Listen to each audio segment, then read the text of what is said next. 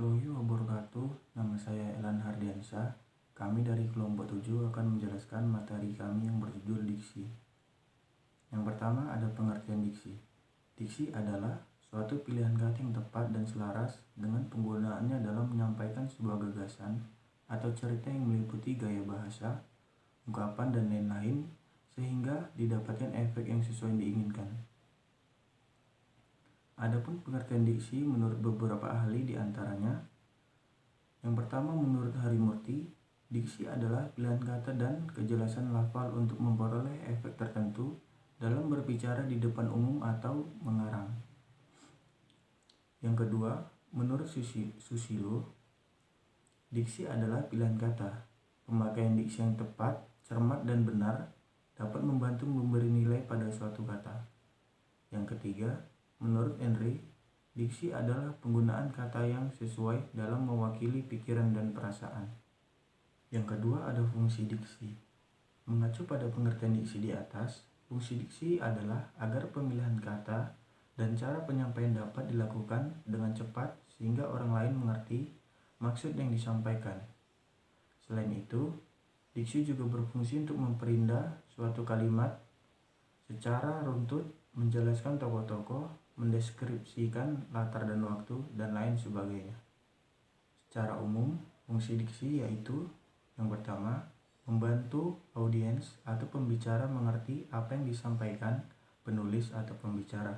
Yang kedua, menciptakan aktivitas komunikasi yang lebih efektif dan efisien. Yang ketiga, menyampaikan gagasan atau ide dengan orang lain. Yang keempat, menjadi lambang ekspresi yang ada dalam suatu gagasan. Yang ketiga, ada ciri-ciri diksi. Adapun ciri-ciri diksi yaitu yang pertama, tempat dalam pemilihan kata untuk mengungkapkan gagasan atau hal yang diamanatkan.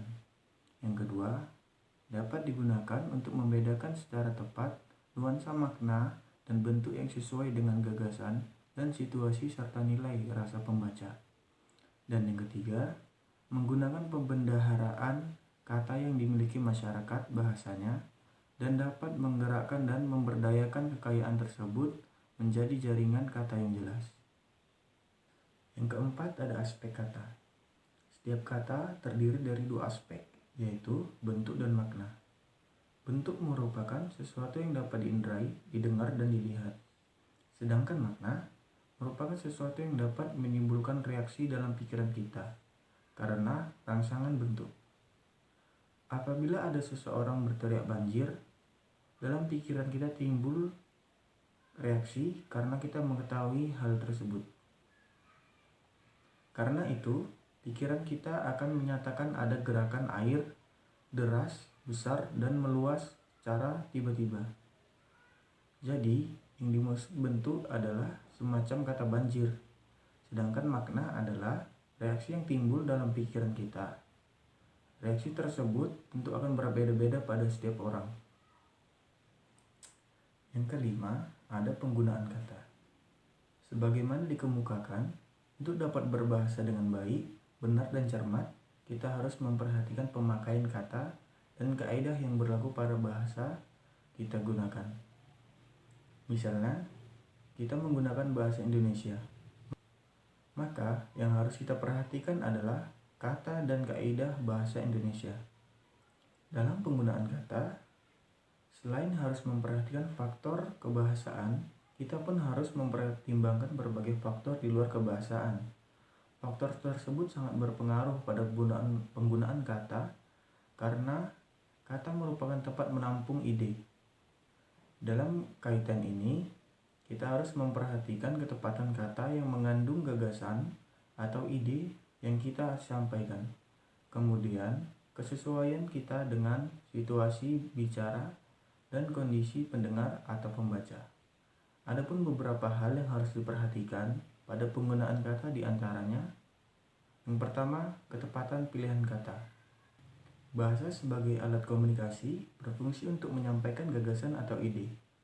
Pembicara kepada pendengar atau penulis kepada pembaca. Pendengar atau pembaca akan dapat menerima gagasan atau ide yang disampaikan pembicara atau penulis apabila penggunaan pilihan kata yang mengandung gagasan dimaksud tepat.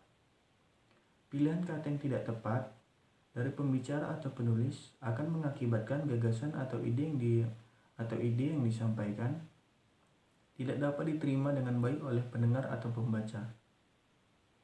Yang kedua, kata bermakna denotatif dan konotatif.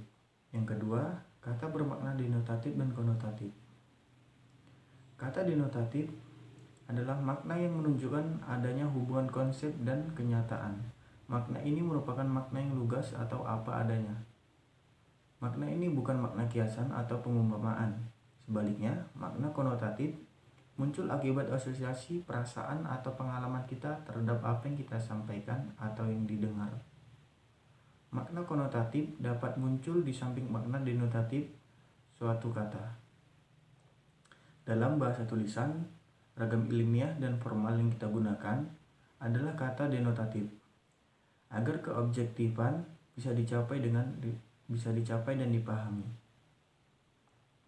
Yang ketiga, kata bersinonim adalah kata yang memiliki makna sama atau hampir sama. Banyak kata yang bersinonim yang berdenotasi sama tetapi konotasinya berbeda. Akibatnya, kata yang bersinonim itu dalam pemakaiannya tidak sepenuhnya dapat saling menggantikan. Kata-kata mati, meninggal, wafat, gugur, mangkat, mampus, dan berpulang memiliki makna denotasi yang sama, yaitu nyawa lepas dari raga. Tetapi makna konotasinya berbeda. Relakan orang yang sangat saudara hormati dan saudara cintai, mengatakan dia mampus kemarin. Sebaliknya, kata binatang saudara mengatakan kambing itu telah wafat kemarin. Yang keempat, ada kesesuaian pilihan kata. Kesesuaian pilihan kata berkaitan dengan pertimbangan penggunaan gagasan atau ide dengan memperhatikan situasi bicara dan kondisi pendengar atau pembicara. Dalam pembicaraan yang bersifat resmi atau formal, kita harus menggunakan kata-kata baik. Sebaliknya, dalam pembicaraan tak resmi atau santai, kita tidak dituntut untuk menggunakan kata baku untuk menjaga keakraban. Yang kelima, ada kata baku dan kata tidak baku.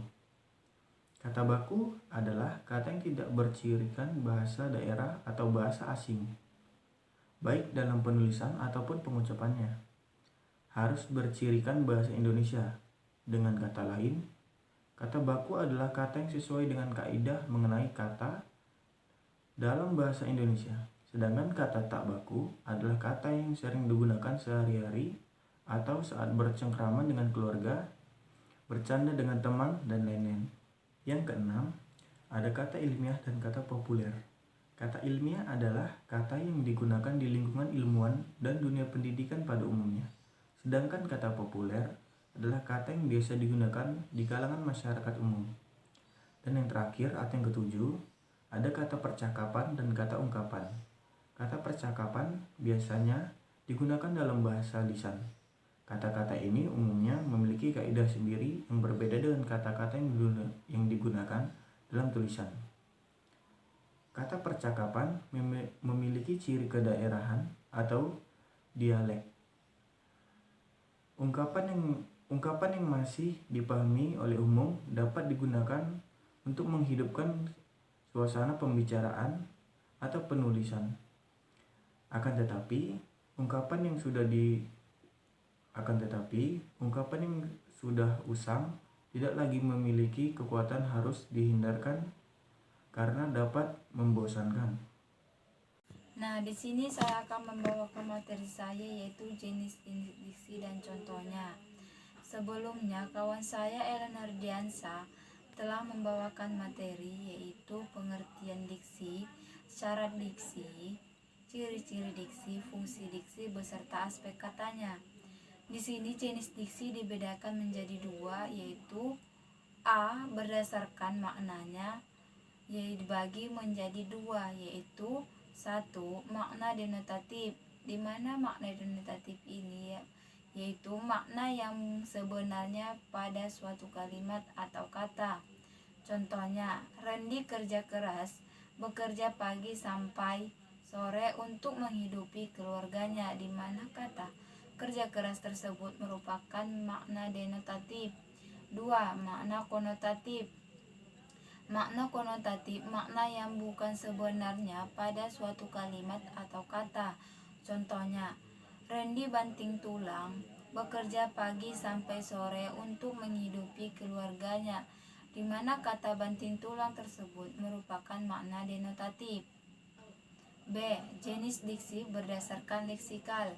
Jenis diksi berdasarkan leksikal merupakan makna yang konkret atau belum mengalami perubahan bentuk sama sekali. Jenis diksi berdasarkan leksikal dibagi beberapa jenis lagi. 1. Sinonim.